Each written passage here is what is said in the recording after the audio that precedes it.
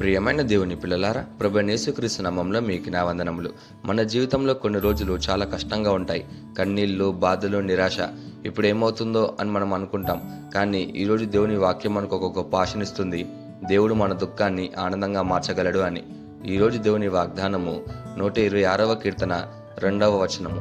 126వ కీర్తన 2వ వచన వాక్యం ఇలా ఉంది: మనము కల కనిన వారి వల్ల నుండిమి, మన నోట నిండా నవ్వులుండెను, మన నాలుక ఆనంద గానంతో నిండి ఉండెను అని. ప్రియమైన సహోదరి సహోదరులారా, ఈ వాక్యం ఇజ్రాయెల్ ప్రజలు బందీ జీవితం నుండి విడుదలైనప్పుడు చెప్పినది. వారు చాలా సంవత్సరాలు బాధలో ఉన్నారు, బానిసత్వంలో జీవించారు. ఒక్కసారిగా దేవుడు వారిని విడుదల చేశాడు. వారి పరిస్థితిని పూర్తిగా మార్చేశాడు. వారు ఇలా అనుకున్నారు, ఇది నిజమేనా లేదా మనం కలలో ఉన్నామా అని. అందుకే వారు ఇలా చెప్పారు: మన నోటి నిండా నవ్వు వచ్చింది, మన నాలుక ఆనందగానంతో నిండి ఉంది అని. దీని అర్థం ఏంటి అంటే, దేవుడు ఒక్క క్షణంలో మన పరిస్థితిని మార్చగలడు. సంవత్సరాల బాధ ఒక్క రోజులో ఆనందంగా మారవచ్చు. ఇక్కడ గొప్ప సత్యం ఏంటి అంటే, మన కన్నీళ్లు శాశ్వతం కాదు, తాత్కాలికం. కానీ దేవుని ఆనందం శాశ్వతం.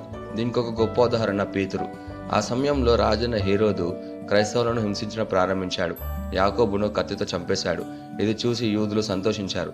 అందుకే హేరోదు పేతురును కూడా పట్టుకున్నాడు. పేతురును గట్టి భద్రతా జైల్లో పెట్టారు. 4 బృందాల సైనికులు కాపలా పెట్టారు. అతని చేతులకు గొలుసులు వేశారు. 2 సైనికుల మధ్యలో కట్టేశారు. బయటికి రావడం అసాధ్యం. మరుసటి రోజు అతన్ని ప్రజల ముందుకు తీసుకురావాలి, అంటే మరణశిక్ష కావచ్చు. పేతురు జైల్లో ఉన్నప్పుడు సంఘం ఏం చేసిందంటే, నిరాశపడలేదు, భయపడలేదు. వారు వాళ్ళ ఇంట్లో చేరి ఆపకుండా ప్రార్థించారు. ఇది చాలా ముఖ్యమైన విషయం. ప్రార్థన వెనక దేవుని శక్తి పనిచేస్తుంది. పేతురు జైల్లో నిద్రపోతున్నాడు. మరుసటి రోజు మరణం ఉండొచ్చు, అయినను ఆయన ప్రశాంతంగా నిద్రపోతున్నాడు. ఒక్కసారిగా గదిలో ఒక వెలుగు ప్రకాశించింది. దేవదూత వచ్చాడు. అతను పేతురును తట్టి ఇలా అన్నాడు: త్వరగా లెమ్ము అని. అప్పుడే పేతురు చేతుల గొలుసులు స్వయంగా విడిపోయాయి. దేవదూత ఇలా అన్నాడు: బట్టలు వేసుకో, నా వెంట రా అని.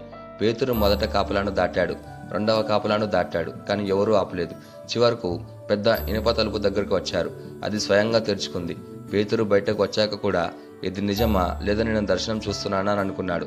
అతనికి ఇలా అనిపించింది, ఇది కలలా ఉంది అని. కొంత దూరం వెళ్ళిన తర్వాత దేవదూత కనిపించకుండా పోయింది. అప్పుడు పేతురు గ్రహించాడు, ఇది నిజంగా దేవుడు చేసిన అద్భుతమని. పేతురు వెంటనే ప్రార్థన చేస్తున్న వారి దగ్గరికి వెళ్ళాడు. తలుపు తట్టాడు. ఒక అమ్మాయి రోధా వచ్చి చూసింది. ఇది పేతురు స్వరం అని ఆనందంతో తలుపు కూడా తెరవకుండా లోపలికి వెళ్ళి చెప్పింది. లోపలున్నవారు ఇది అసాధ్యం అన్నారు. కానీ చివరకు తలుపు తెరిచి చూసినప్పుడు నిజంగా పేతురున్నాడు. అందరూ ఆశ్చర్యపోయారు.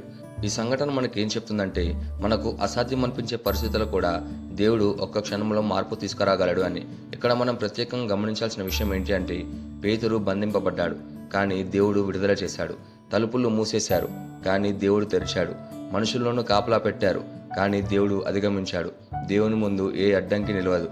మీరు ఇప్పుడు జైలు లాంటి పరిస్థితులు ఉన్నారా? సమస్యల్లో బంధింపబడి ఉన్నారా? బయటకు మార్గం కనిపించడం లేదా? ఒకటి మాత్రం గమనించండి, దేవుడు ఒక్క రాత్రిలోనే మీ జీవితాన్ని మార్చగలడు. మీరు కూడా ఒకరోజు ఇలా అంటారు, ఇది కలలా ఉంది అని.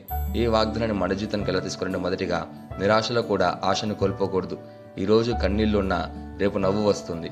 రెండోదిగా, దేవుని నమ్మాలి. మన పరిస్థితి ఎలా ఉన్నా దేవుడు మార్చగలడు. మూడోదిగా, కృతజ్ఞతతో ఉండాలి. దేవుడు చేసిన ప్రతి ఆశీర్వాదాన్ని గుర్తుంచుకోవాలి. నాలుగోదిగా, ఆనందంతో దేవుని స్తుతించాలి. ఆనందం వచ్చినప్పుడు దేవునికి మహిమ ఇవ్వాలి. మీరు ఇప్పుడు ఏడుస్తున్నారా?